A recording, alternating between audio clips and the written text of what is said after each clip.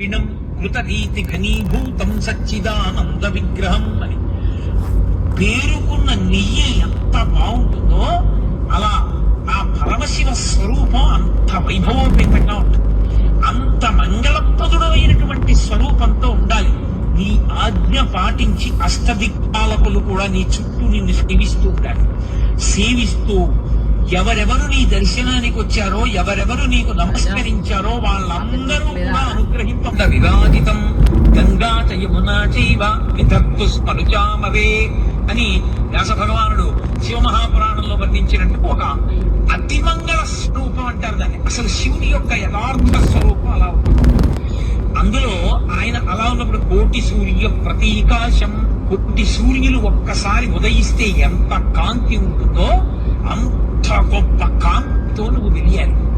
కాబట్టి కోటి సూర్య ప్రతీకాశం సర్వావయవసుందరం. ఏ అవయవం వంక చూసినా కన్ను తిప్పుకోవడానికి వీలుండకూడదు. అంత సుందర రూపంతో సుందర శివుడిగా వెలియాలి.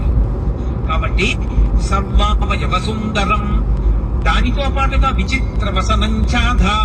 ఆ గజాసురుడికి పాటించాడని ఏనుగు తోలు కట్టుకుంటాడు. ఇక్కడ నువ్వు ఏనుగు తోలు కట్టుకోకూడదు. చీనాంబరములు మంచి పట్టుపుట్టాన్ని కట్టుకోవాలి. విచిత్ర వసంచాథానాభూషణ భూషితం. అద్భుతమైనటువంటి అలంకారములన్నీ చేసుకోవాలి. దానితో పాటుగా సుప్రసన్నం. ప్రసన్నమైనటువంటి స్వరూపంతో ఉండాలి. ఎవరైనా వచ్చి నీ కాళ్ళ పడిపోవచ్చు. అంత ప్రసన్నుడవై ఉండాలి, అంత సులభుడవై ఉండాలి. సుప్రసన్నం సులాభ్యం సుహాసంచ మనోహరం. మంచి చిరునవ్వు నవ్వుతూ ఉండాలి. నీలో నువ్వు రమిస్తూ కన్నులు మూసుకుని అరమోడ్పులతో ఉండకూడదు. కన్నులు తెరిచి నవ్వుతూ ఉండాలి. సుహాసంచ మనోహరం. చూడగానే అవతల మనస్సు హరింపబడాలి. సుహాసంచ మనోహరం. పసిపిల్లల దగ్గర నుండి పెద్దవాళ్ల వరకు అందరికీ అందుబాటులో ఉన్న స్వామి. అందరూ ఆ కొండ ఎక్కుతారు, కొండ మీద తిరుగుతారు, కొండ మీద సంతోషంగా గడుపుతారు, ప్రదక్షిణం చేస్తారు. అంత గొప్పగా గడపడానికి అవకాశం ఇచ్చినటువంటి క్షేత్రం. ఆ అగ్ని స్వరూపమే పావకి అని పేరు సుబ్రహ్మణ్యుడికి. అందుకే సుబ్రహ్మణ్యుడికి కూడా ఆలలాలమైనటువంటి క్షేత్రం అరుణాచల క్షేత్రం. శివ శివ శివ అంటే పార్వతీదేవి, శివ అంటే శివుడు.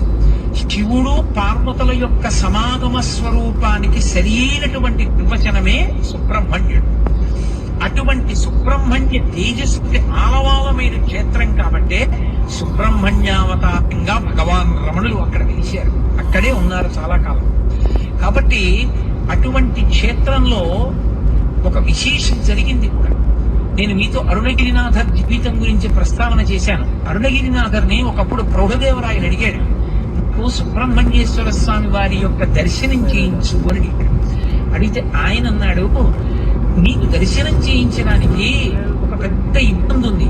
సుబ్రహ్మణ్య దర్శనం చేసే ప్రయత్నం చేస్తే, నిజంగా స్వామి నీకు దర్శనమిస్తే ఆయన యొక్క విశేషమైన కాంతి వలన అందుకే ఇప్పటికీ కూడా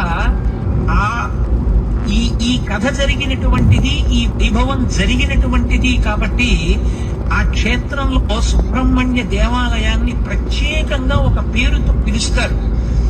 తిరుకంబత్తి నాయలార్ దేవాలయము పిలుస్తారు దాన్ని. ప్రౌఢదేవరాయల వారికి తన దర్శనమిచ్చి కళ్ళు పోతే అంత